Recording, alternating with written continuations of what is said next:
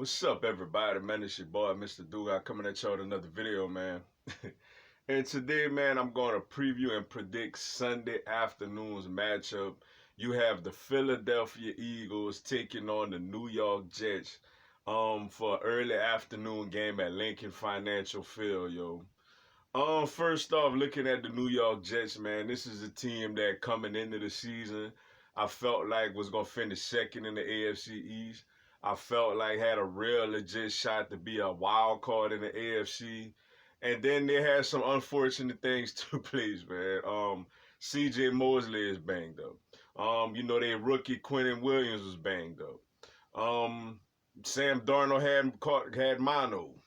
like so with these all these events, man, this is a very bad football team right now, yo. Week one they came out there, had a 16-0 lead and was looking every bit like the team that me and a lot of people thought they was gonna look like this season. Then CJ Mosley goes down, the offense gets stagnant. They blow a 16-0 lead to the Buffalo Bills, and the Buffalo Bills win that game 17-16. Following week, Monday night matchup, man, that's when, we found out Sam Darnold's situation. They went out there with Trevor Siemian. He gets injured during the game, fractures his ankle. In comes Luke Falk, and they go down 23-3.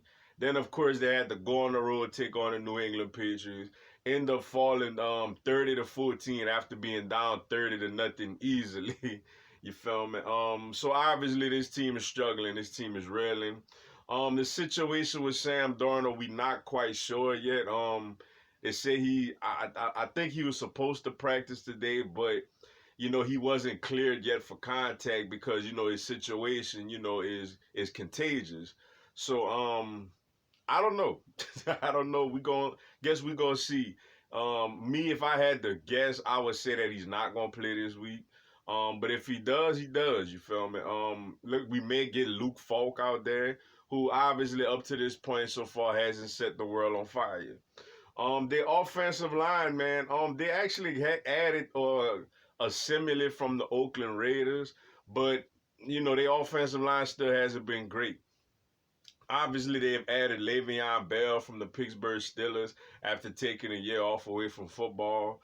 He hasn't been able to be a huge factor for that team because there ain't much room to run, and defenses are loaded, keyed, and loaded to stop him. Their receiving core hasn't really performed yet. Jamison Crowder, a big free agent pickup for them from the Washington Redskins. You still got Robbie Anderson. They haven't really, got off yet. Defensively, man, like I've mentioned, Quentin Williams, the number 3 overall pick, he's been banged up to really have an impact yet. They still have Leonard Williams, who we know is capable of being a very good player. Linebacker look like they're gonna be out CJ Mosley again. And in the secondary, man, their secondary hasn't performed well with the exception of the big homie Jamal Adams, man, former LSU Tiger. He doing his thing back there. Defense ran by Greg Williams, of course, which, it's a lot of opinions about him. Does he go after people to intentionally hurt them or not? That's up for debate, I guess, after the whole Bounty Gate thing with the Saints. But there you have it with the New York Jets, man. Right now, it's a bad football team, yo. And when you look at the Philadelphia Eagles, yo, the Eagles, after a tough 1-2 start where we all believed that we could have won both the games we lost, we were pretty much a drop away from winning both those games. After going to Lambeau Field last Thursday night, man, the offense really got it going.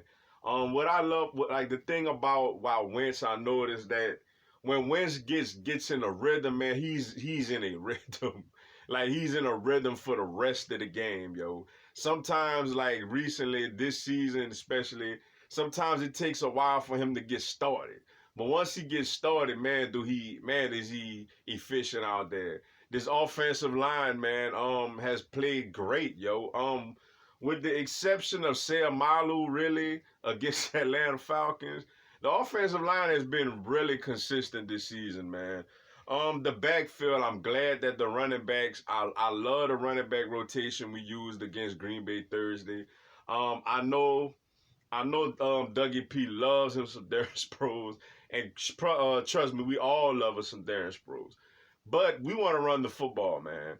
And Thursday night with this Jordan Howard, Miles Sanders 1-2 punch, man, it looked it pretty lethal out there. And I'm hoping that that was just the beginning of a recipe for disaster for other football teams going forward to the rest of the year. It was good to get Alshon Jeffrey back last week, man. He did his thing. He didn't have a big productive night with the exception of the touchdown.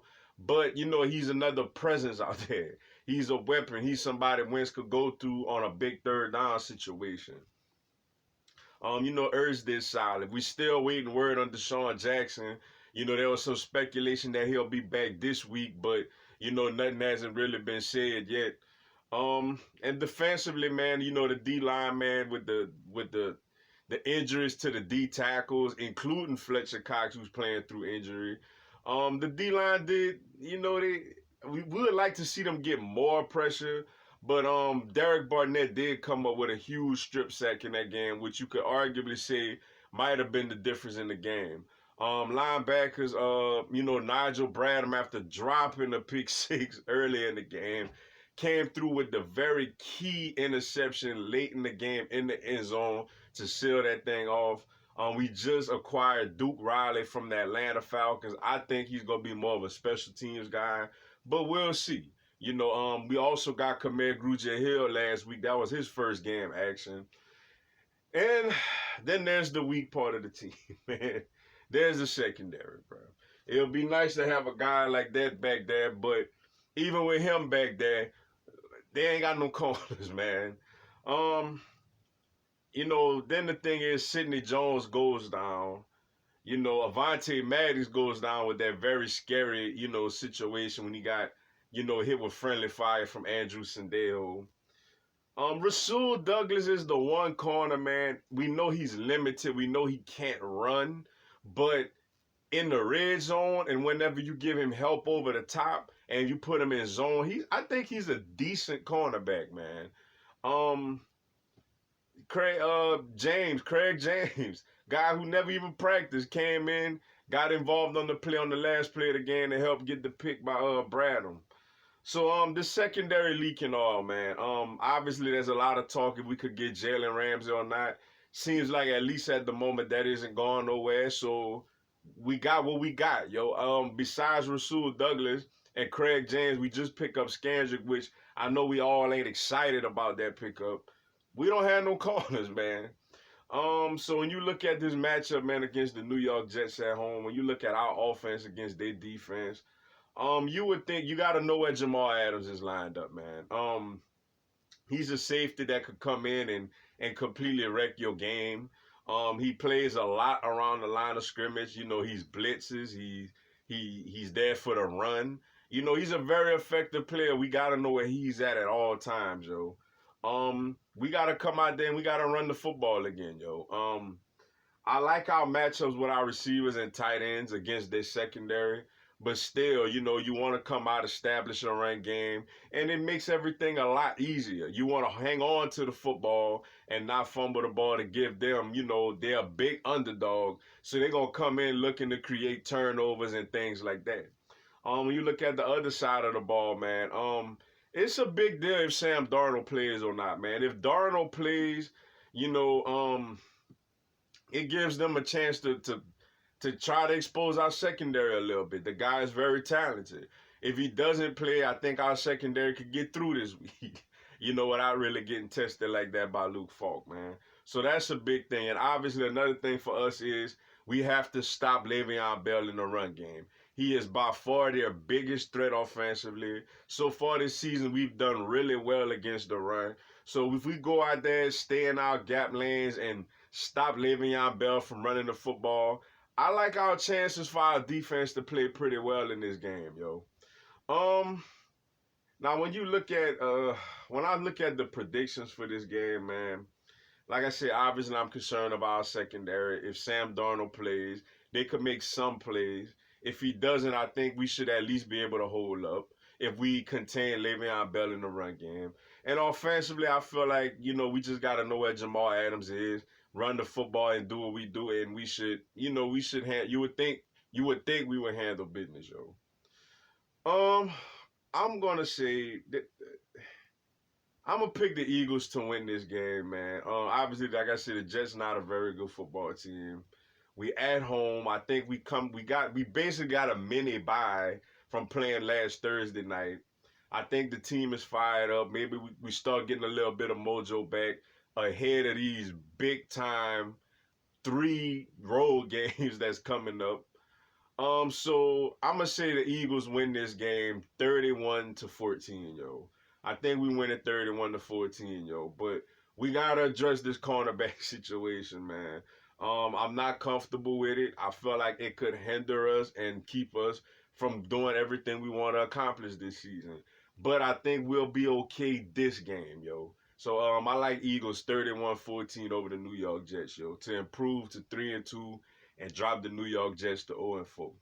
But with that being said, man, that's all I got for y'all today. Appreciate y'all checking out the video. Go and subscribe to my YouTube channel, man. I'm gonna have Philadelphia Eagles and NFL content throughout the year. Also, this coming Tuesday at 6 p.m. Eastern, 5 p.m. Central, 3 p.m. Pacific, y'all will do a live Q&A. Y'all could come on there, ask me any question. I'll answer it and shout you out, yo. Y'all have a blessed one. Fly, Eagles, fly.